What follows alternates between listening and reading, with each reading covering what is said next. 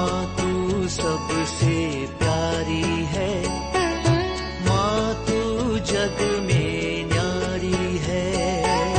माँ तू सबसे प्यारी है, माँ तू जग में न्यारी है। अपने आंचल में रखना, अपने आंचल में रखना। हमें वरदानों से भरना। माँ तू सबसे प्यारी है, माँ तू जग में न्यारी है। माँ तू सबसे प्यारी है, माँ तू जग में न्यारी है। Mr. Rajan Samuel, a great missionary in Hindi heartland, first class with distinction.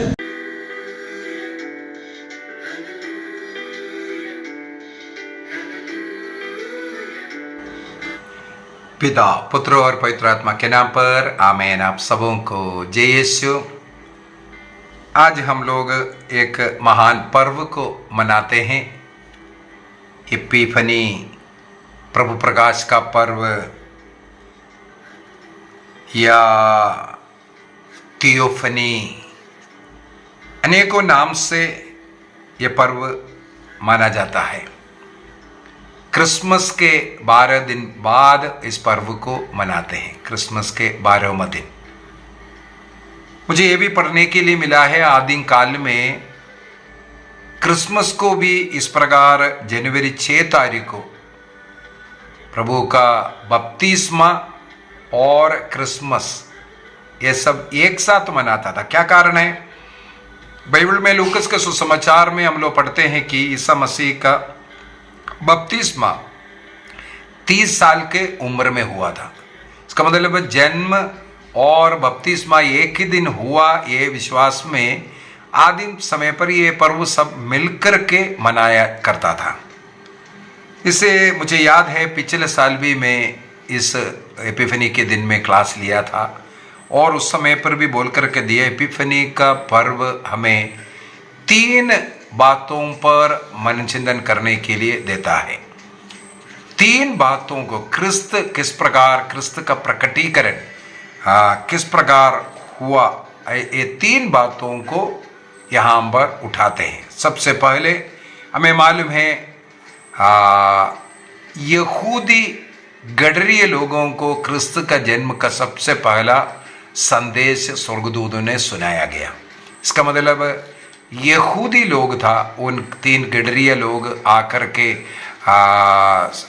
गडरिये लोग आकर के दंडवत करना, प्रार्थना करना, सबसे पहले उनको वो प्रकटीकरण हुआ, उनको सामने ये प्रकट हुआ था।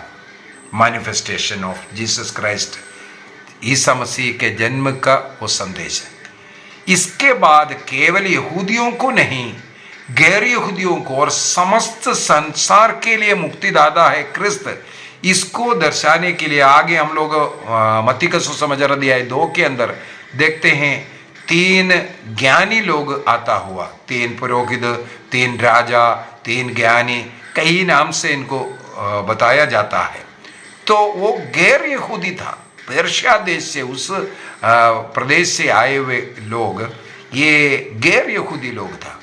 वो आकर के गैर यहूदी अन्य विश्वास में रहने वाले पैगन जो लोग हैं, वो भी क्रिस्त को पाते हैं और क्रिस्त के आराधना करते हैं, दंडवत करते हैं, ये हम लोग पाते हैं। तो उसका भी पर्व है। तीसरा हम लोग देखते हैं काना में, योहन का सुसमाचार अध्याय 2 वाक्य 1 से 11 तक ये पढ़ने के लिए मिलता है। क्रिस्त के द्वारा पानी को अंगूरी में बदल करके अपना पहला चमत्कार के द्वारा क्रिस्त ने अपने ईश्वरत्व का, अपनी महिमा का प्रकट किया। तो इस प्रकार 3 प्रकटीकरण का पर्व मनाने का समय है ये एपिफनी, या कई चर्चों में इसको थियोफनी कहते हैं, ये पर्व। इसके विषय में थोड़ा सा और बातें मैं बता कर देना चाहता हूँ। हमारे कैथोलिक कलीसिया का धर्म शिक्षा ग्रंथ कैटेकिज्म ऑफ कैथोलिक चर्च 528 के अंदर 528 के अंदर इस एपिफनी के अर्थ और किस किस प्रकार से इसको हमें समझना चाहिए इसके विषय में बता करके दे रहा है। मैंने जैसे कहा 3 प्रकार का मैनिफेस्टेशन,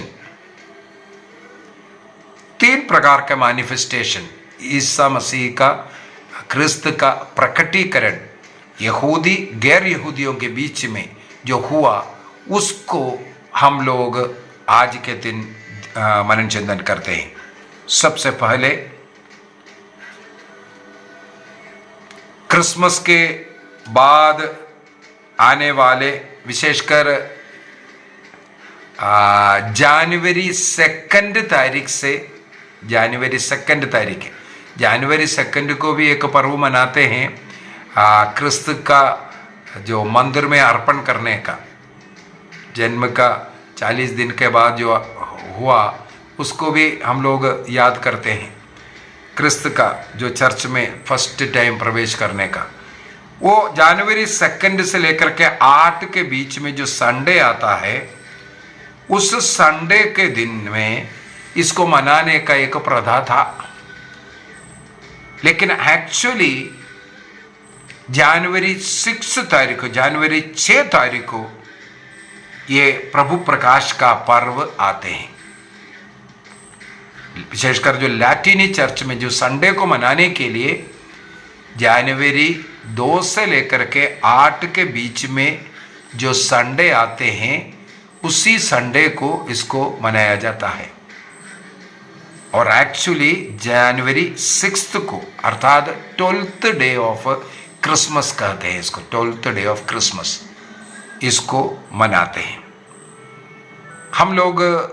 जो दिसंबर 1 तारीख को क्रिसमस के लिए जो तैयारियां शुरू किया था, क्रिब बनाया, डेकोरेशंस किया, क्रिसमस ट्री, स्टार्स, ये सब जो भी डेकोरेशन है, एक्चुअली ये प्रभु जो प्रकाश के पर्व के बाद उसको निकाला जाता है, तब तक इसको रखा जाता है। प्रभु प्रकाश के पर्व तक उसको रखा जाता है। तो जनवरी 6 या 2 तारीख के बाद आने वाला कोई भी संडे, उस संडे 2 से 8 के बीच में आ जाएगा वो एक संडे। तो इस प्रकार मनाने का पीछे सबसे पहले जो वेस्टर्न पश्चिमी कलीसिया में, विशेषकर जो हमारे लैटिनी कलीसिया में जो 3 ज्ञानियों के आने के विषय में ही मुख्यतः मेनली मनन चिंतन करते हैं। प्रभु प्रकाश, गैर यहूदियों को क्रिस्त का प्रकाश मिलने का पर्व इसको कहते हैं। मत्ती का सुसमाचार अध्याय 2 वाक्य 1 से लेकर के 12 तक ये बातें हम लोगों को पढ़ने के लिए मिलेगा। और इतिहास, चर्च इतिहास के अंदर ये 3 लोग पूर्वी देश से आया करके लिखे, वो पर्शियन प्रदेश का पैगन प्रीस्ट है करके भी कहते हैं। कुछ इसमें वहाँ का किंग्स है ये भी बोलता है, और पुरोहित है करके सौराष्ट्रियन प्रीस्ट है करके भी कहा जाता है। और उन लोग 3 गिफ्ट लेकर के आए थे। इस कारण 3 व्यक्ति आए करके भी सिखा रहे हैं।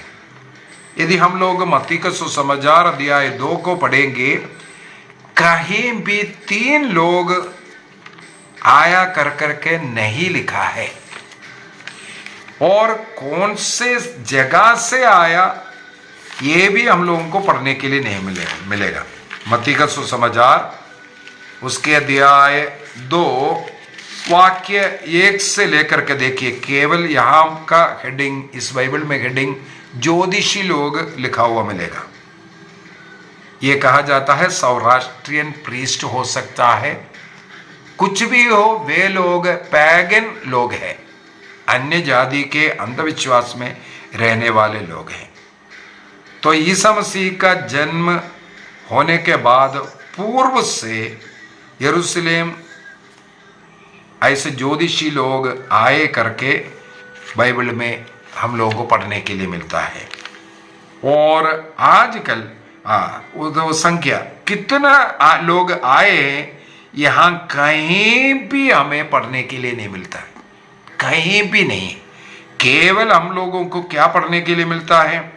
वाक्य 10 से पढ़ता हूं, वाक्य 10 अध्याय 2 वाक्य 10 से। वे तारा देखकर बहुत आनंदित हुए। तारे को देख करके जहां क्रिस्त का जन्म हुआ उस स्थान पर वो तारा आकर के ठहरा। इस प्रकार वे उतारा देख करके आए और घर में प्रवेश किया, जिस घर में प्रभु को लिटाया। अब यहाँ पर ध्यान रखने वाली बात है, क्रिस्त का जन्म बेथलेहम के एक गौशाले में हुआ था। अभी ये जो ज्ञानी लोग कब आया होगा? तुरंत नहीं आया है, बाद में वे लोग किसी घर में रहने लगे।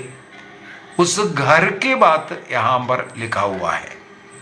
घर में प्रवेश कर उन्हें बालक को उनकी माता मरियम के साथ देखा और उसे साष्टांग प्रणाम किया। गैर यहूदी अन्य जाति के लोग क्रिस्त के सामने घुटना टेकना, साष्टांग प्रणाम करता हुआ, अर्थात केवल क्रिस्त यहूदी लोगों के लिए नहीं, एक जाति के लिए, एक वंश के लिए नहीं, बल्कि सारे संसार के लिए, यहूदी गैर यहूदी सबों के लिए आया। इसके लिए, इसका मतलब सब लोग उनकी आराधना करते हैं, क्रिस्त के द्वारा मुक्ति प्राप्त कर सकते हैं। इसके बाद लिखा है वे अपने अपना संदूक खोलकर, अपना अपना संदूक खोलकर, ध्यान से पढ़ना, अपना अपना संदूक खोलकर उन्होंने सोना, लोबान और गंधरस की भेंट चढ़ाई। सोना, लोबान और गंधरस की भेंट चढ़ाई। इसका मतलब 3 लोग अपना संदूक खोल करके ये चढ़ाई कर करके लिखा, इसलिए 3 लोगों के विषय में कलीसिया सिखाते हैं और कुछ परंपरागत रीति से भी। इनमें 3 गिफ्ट, क्यों 3 प्रकार का गिफ्ट है? हमें मालूम है सोना जो चढ़ाने का ये चिन्ह है, वो जो बालक है वो राजा है, ये दिखाने के लिए। राजा के लिए सोने का भेंट चढ़ाया जाता है और सोना चढ़ाना उनका राजत्व को दर्शाने के लिए, अर्थात ये बालक राजा है ये दिखाने के लिए। दूसरा, लोबान चढ़ाया। लोबान चढ़ाने का मतलब है उनका ईश्वरत्व को या पुरोहिताई को दिखाने के लिए ये जो लोबान को दिखाता है। दूसरा, गंधरस। गंधरस मृत्यु के बाद दफन विधि में इस्तेमाल करने वाला एक वस्तु है। भविष्य में क्रिस्त सब मनुष्यों के लिए मृत होकर और संसार को मुक्ति देगा, ये दिखाने के लिए क्रिस्त का जो मनुष्यत्व को और साथ ही साथ ईश्वर मनुष्य बन करके सबों के लिए मर करके मुक्ति देने के विषय में ये एक चिन्ह था, ये गंधरस। इसका मतलब 3 वस्तुएं, सोना, लोबान और मेरा या गंधरस, ये 3 चीज़ों को अर्पित करता हुआ ये क्रिस्त का विषय में सूचनाएं दे रहा है। वो बालक कौन है करके सूचनाएं दे रहे हैं। अभी तीसरी बात है, ये तीनों व्यक्ति कौन हो सकता है? इसके लिए आदिम काल से ही कुछ नाम चलते आ रहा है। विशेषकर मुझे पढ़ने के लिए मिला 9th सेंचुरी में कंफर्म कर करके बताता है ये पूर्व से आया हुआ व्यक्ति बेल्तासर, मेल्कियोर और गास्पर, ये 3 व्यक्ति था करके। मुझे केरल में एक ऐसा चर्च, एक चर्च नहीं, एक कैथोलिक चर्च भी है और उसी प्रकार एक ऑर्थोडॉक्स चर्च भी एक ही जगह पर है। केरल के एर्नाकुलम के पास में ये एक ही जगह पर दो ऐसा चर्च कैथोलिक में भी है। उसी जगह पर रोड के एक किनारे में कैथोलिक चर्च, रोड के दूसरे किनारे में ऑर्थोडॉक्स चर्च है। इन दोनों चर्च 3 राजाओं के नाम से हैं और वहाँ के इतिहास के अनुसार एक व्यक्ति, इसका मतलब भारत देश से उस जगह से गया करके विश्वास करते हैं। इसलिए आदिम काल से वहाँ ये बहुत ही पुरानतम चर्च है। 3 राजाओं का चर्च कहते हैं। बहुत बड़ा फीस्ट भी वहाँ मनाया जाता है। तो इनमें से एक भारतीय भी कहा जाता है। तो 9th सेंचुरी से इनका नाम इस प्रकार हम लोगों को पढ़ने के लिए मिलता है। ये है जो 3 ज्ञानियों का आने का जो प्रभु प्रकाश या एपिफनी बोल करके जो मनाता है ये पर्व का अर्थ। अभी दूसरा, यदि पश्चिमी कलीसिया में इसको एपिफनी बोल करके मना रहा है 3 ज्ञानियों का आगमन में, गैर यहूदियों को प्रभु का जो प्रभु प्रकाश हुआ, उनको प्रभु ने अपने को प्रकट किया, उनके मुक्ति के लिए साधन बना। ये अगर पश्चिमी कलीसिया, लातीनी कलीसिया एपिफनी को मनाते हैं, तो पूर्वी कलीसिया में इस पर्व को थियोफनी बोल करके ज़्यादा मनाते हैं। थियोफनी अर्थात ईसा मसीह के बपतिस्मा के बारे में उस समय पर मनन चिंतन करते हैं। 30 साल की उम्र में मैंने बोला जनवरी 6 को क्रिसमस और एपिफनी दोनों 30 साल एक ही दिन हुआ बोल करके ऐसा मनाना शुरू किया था। तो इसको जैसे सिरियक जो चर्च है, जितने भी कैथोलिक चर्च या ऑर्थोडॉक्स चर्च है, इसको सिरियक लैंग्वेज में दनहा जो फीस्ट कहते हैं, दनहा कहते हैं, या अंग्रेजी में इसको थियोफनी कहते हैं। थियोफनी में क्या होता है? मैनिफेस्टेशन ऑफ ट्रिनिटी, पवित्र तृत्व का प्रकटीकरण, दर्शन, ये जो करना, उसको मनाते हैं। पवित्र तृत्व बाइबल के अंदर सबसे पहले हम लोग प्रकट करता हुआ देखता है ईसा मसीह के बपतिस्मा के समय पर। यर्दन में ईसा मसीह ने जब योहन बपतिस्मा से बपतिस्मा ग्रहण किया, वो प्रार्थना कर रहा था, तब हम लोग वहां पर पढ़ते हैं कि स्वर्ग खुल गया। मत्ती का सुसमाचार अध्याय 3 वाक्य 13 से आगे, 13 से 17 तक, और मार्कुस का सुसमाचार अध्याय 1 में वाक्य 9 से 11 तक, और लूकस के सुसमाचार अध्याय 3 वाक्य 21-22 सब में हम लोगों को ये घटना पढ़ने के लिए मिलता है। ईसा मसीह बपतिस्मा ग्रहण करने के बाद प्रार्थना करते वक्त स्वर्ग खुल गया, और स्वर्ग खुल गया तो पिता ने कहा, इसका मतलब पिता का आवाज सुनाई दे रहा है, यह मेरा प्रिय पुत्र है, इस पर मैं अत्यंत प्रसन्न हूं। वो पुत्र यर्दन नदी में खड़ा है, तो पिता है, पुत्र है, उनके बीचों बीच में हम लोग देखते हैं पवित्र आत्मा कपोत के रूप में आता हुआ। तो पिता स्वर्ग से उनका वाणी सुनाई दे रहा है, पुत्र जमीन पर यर्दन नदी में खड़ा है, और पवित्र आत्मा कपोत के रूप में आता हुआ। पवित्र तृत्व का दर्शन बाइबल में करने का पहला जगह यही है, इसलिए इसको थियोफनी कहते हैं। थियोफनी का अर्थ है मैनिफेस्टेशन ऑफ ट्रिनिटी। ये प्रभु प्रकाश का भी पर्व ही है। प्रभु ने पवित्र तृत्व को लोगों के सामने, शिष्यों के सामने, वहां इकट्ठे हुए लोगों के सामने पवित्र तृत्व का एक प्रकार का प्रकटीकरण हुआ था।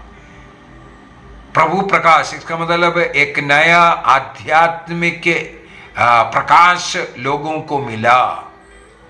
ये बात यहाँ का इस बैप्टिज्म के समय पर और वो जो खड़ा है मनुष्य के रूप में, मनुष्य है, मनुष्य धारण किया, शरीर धारण कर खड़ा है, वो ईश्वर का पुत्र है करके स्वयं ईश्वर उसका साक्ष्य देता हुआ, ईश्वर का पुत्र। और योहन साक्ष्य देता है, जिस व्यक्ति में पवित्र आत्मा को आता हो देखेगा वही ईश्वर का पुत्र है। मैंने देखा है पवित्र आत्मा कपोत के रूप में आकर के तैरता हुआ। तो इस प्रकार प्रकटीकरण मनुष्य के सामने पवित्र तत्व का ये जनवरी 6 तारीख को उस थियोफनी को मनाते हैं। दनहा पर्व को इस प्रकार मनाया जाता है। तीसरा एक और प्रकटीकरण के विषय में योहन के सुसमाचार अध्याय 2 वाक्य 1 से 11 तक हम लोग पढ़ते हैं। ईसा मसीह, उनके शिष्य लोग और माता मरियम सब लोग काना में एक घर में एक विवाह चल रहा था, उस विवाह में उपस्थित था। वहां पर अंगूरी समाप्त होने पर अपनी माँ आकर के पुत्र से आग्रह करते हैं, और माँ के आग्रह पर, समय भी नहीं हुआ ये बोलने वाला पुत्र माँ के आग्रह पर अपना पहला चमत्कार पानी को अंगूरी में बदलते हुए किया। इसके द्वारा प्रभु ने अपना महिमा को प्रकट किया करके हम लोग पढ़ते हैं। योहन का सुसमाचार अध्याय 2 वाक्य 11 को मैं पढ़ना चाहूंगा। वहां पर लिखा है, ईसा ने अपना पहला चमत्कार, यहां पर हिंदी में ट्रांसलेशन में चमत्कार लिखा, लेकिन योहन के सुसमाचार में योहन एक्चुअली लिखा हुआ साइन है, चिन्ह है, चमत्कार नहीं।